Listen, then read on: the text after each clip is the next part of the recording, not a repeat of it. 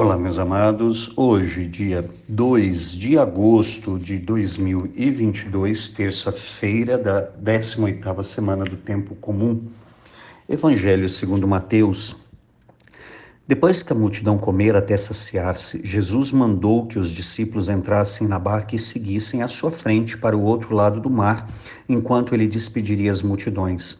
Depois de despedi-las, Jesus subiu ao monte para orar a sós. A noite chegou e Jesus continuava ali, sozinho. A barca, porém, já longe da terra, era agitada pelas ondas, pois o vento era contrário. Pelas 3 horas da manhã, Jesus veio até os discípulos andando sobre o mar. Quando os discípulos o avistaram andando sobre o mar, ficaram apavorados e disseram: "É um fantasma!" E gritaram de medo. Jesus, porém, logo lhes disse: "Coragem, sou eu, não tenhais medo." Então Pedro lhe disse: "Senhor, se és tu, manda-me ir ao teu encontro caminhando sobre a água." E Jesus respondeu: "Vem." Pedro desceu da barca e caminhou e começou a andar sobre a água em direção a Jesus. Mas quando sentiu o vento, ficou com medo e começou a afundar. Gritou: "Senhor, salva-me." Jesus logo estendeu a mão, segurou Pedro e lhe disse: "Homem fraco na fé, por que duvidaste?" Assim que subiram na barca, o vento se acalmou. Os que estavam na barca prostraram-se diante dele, dizendo: "Verdadeiramente tu és o Filho de Deus." Após a travessia, desembarcaram em Genezaré. Os habitantes daquele lugar reconheceram Jesus e espalharam a notícia por toda a região. Então levaram a ele todos os doentes e pediam que pudessem, ao menos, tocar a barra de sua veste. E todos os que a tocaram ficaram curados. Esse texto é a continuação imediata do texto de ontem, da multiplicação dos pães. Tanto é que começa aqui, olha: depois que a multidão comer até saciar-se. Isso foi um acréscimo que a igreja fez para dar uma ligação com o texto de ontem. Então, Jesus mandou que os discípulos entrassem na barca e seguissem à sua frente. Então, Jesus pede para os discípulos irem à frente dele. Eles vão desembarcar em Genezaré, portanto, eles estão atravessando ali o Mar da Galileia. Eles estão naquela região ali de Cafarnaum, tá? O Mar da Galileia, ou o Lago de Genezaré, ou o lago, né, que a gente dá tantos nomes para esse lugar, né? Então, quando nós vamos notando aqui que Jesus pede para que eles vão à frente para despedir as multidões. E depois, Jesus, de despedir, ele vai orar sozinho. Porque o Senhor necessitava orar sozinho. Ele com certeza orava junto com seus discípulos, sim, mas ele precisava também orar sozinho. Então isso nos ensina, como eu disse, uma coisa não dispensa a outra. A oração comunitária na igreja e a oração pessoal em casa ou no local de trabalho, ambas são necessárias e uma completa a outra. Tanto assim como eu disse que Jesus mesmo, sendo Deus, ele vai orar sozinho. E ele passou muito tempo em oração, porque se ele despediu o povo, deveria estar começando a noite. E diz que ele passa a noite, porque diz assim, ó, a noite chegou e Jesus continuava ali sozinho. Então, ele deve ter ido no finalzinho da tarde, começou a noite, e aí ele passou a noite em oração. Diz que lá pelas 3 da manhã, vai aqui trazer o texto, ele vai dizer: a barca já estava longe da terra e era agitada pelas ondas, pois o vento era contrário. Então, a barca, e naquele período não tinha motor, né, gente? Temos que lembrar isso. Então, dependia exclusivamente do vento e dos remos. E você remar contra os ventos não é nada fácil, não. Diz que lá pelas 3 da manhã, Jesus vai andando até os discípulos, andando sobre o mar. Então você imagina, 3 horas da manhã. Quando eles veem isso, eles começam a gritar: é um fantasma.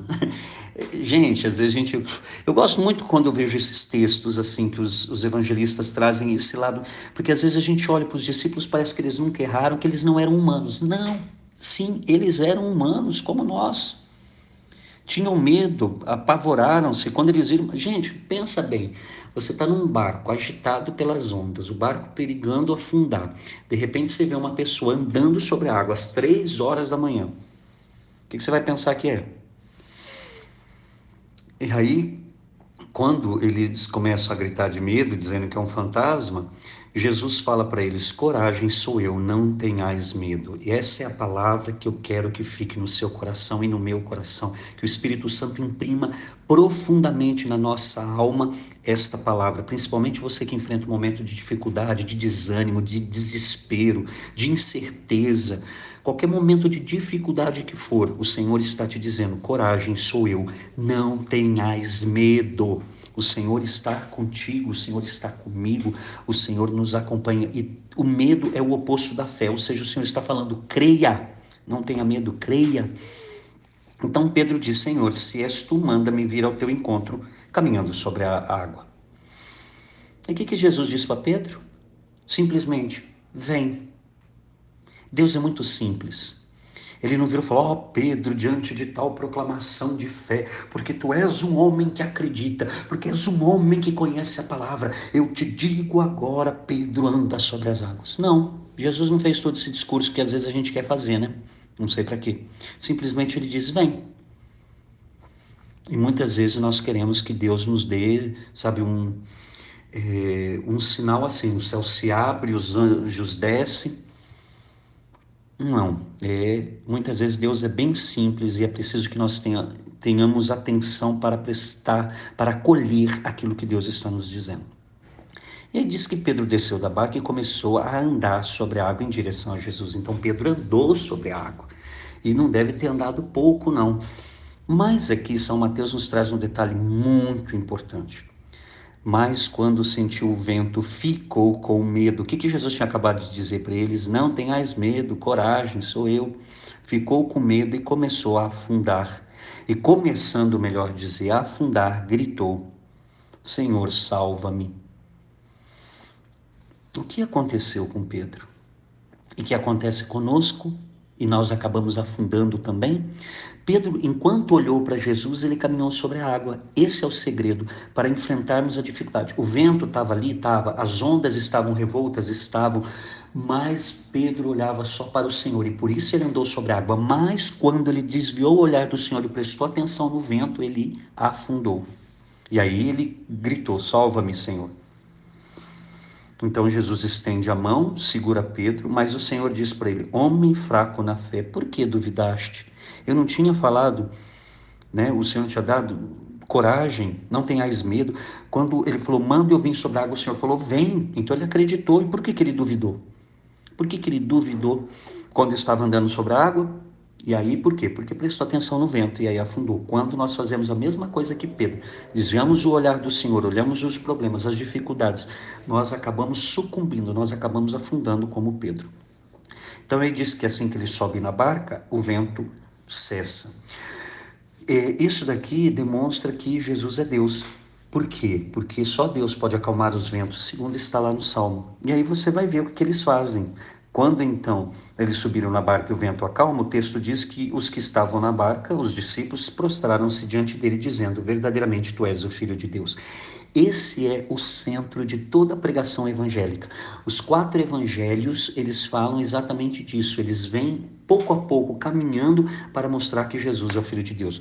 Como Mateus está fazendo isso? Mateus ontem trouxe a multiplicação dos pães. 5 pães e 2 peixes podem alimentar 5.000 homens sem contar mulheres e crianças? Não. Quem pode fazer isso? Somente Deus pode fazer isso. Andar sobre a água é possível? Não é possível. Quem pode fazer isso? Somente Deus. Então, e aí eles reconhecem, quando Jesus sobe a barca e que o vento cessa, eles falam: ele é Deus.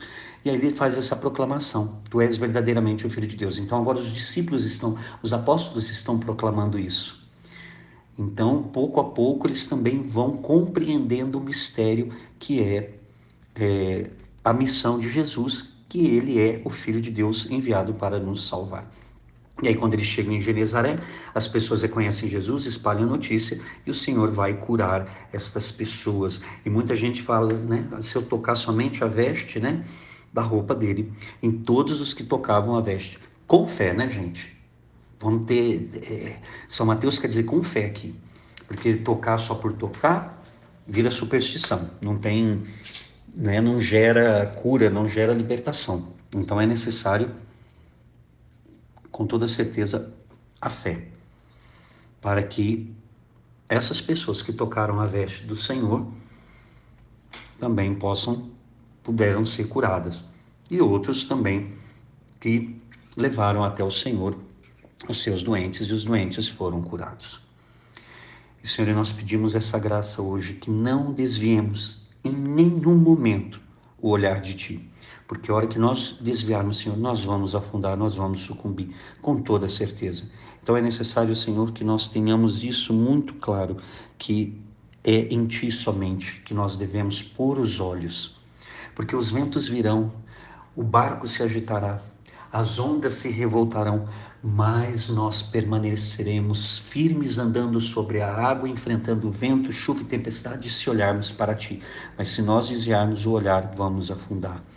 E, Mãe querida, mais uma vez pedimos a Tua intercessão, suplica pela paz mundial e pelo fim desta pandemia. Ave Maria, cheia de graça, o Senhor é convosco, bendita sois vós entre as mulheres, e bendito é o fruto do vosso ventre, Jesus. Santa Maria, Mãe de Deus, rogai por nós, pecadores, agora e na hora de nossa morte. Amém. E que desça sobre você, meu irmão e minha irmã, pela intercessão da Virgem Santíssima, a bênção do Deus Todo-Poderoso, Pai e Filho e Espírito Santo. Amém.